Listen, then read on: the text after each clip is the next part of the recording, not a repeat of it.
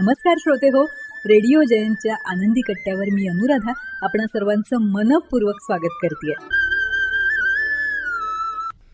श्रोते हो, असं होतं ना कधी कधी की आपण एखाद्या वेळेस खूप छान काम करतो जे आपल्याला अगदी मनापासून आवडलेलं असतं आणि त्या आपल्या चांगल्या कामाला इतरांनीही चांगलं म्हणावं ही मनात सुप्त अपेक्षा असतेच.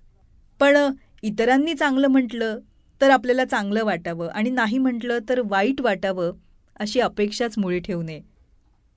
आपलं काम आपल्याला समाधान देणारं असावं.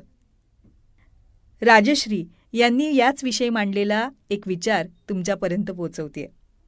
आपण केलेल्या कामाचं समाधान सगळ्यात आधी आपल्याला मिळणं महत्त्वाचं आहे.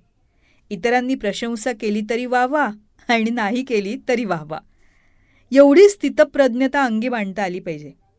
आपल्याला चांगल्या वाईट प्रतिक्रिया देणाऱ्या लोकांचा उद्देश नेहमी चांगलाच असतो असं नाही.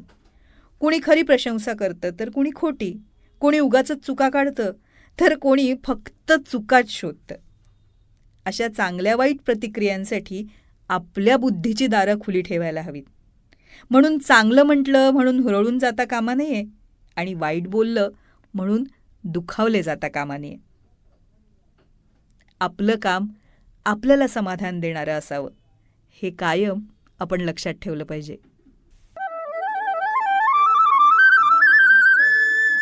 तेव्हा श्रोते हो, हा होता आनंदी कट्ट्यावरचा आजचा सुंदर विचार. तुम्हाला तो कसा वाटला याविषयीची तुमची कमेंट बॉक्समध्ये नक्की लिहा.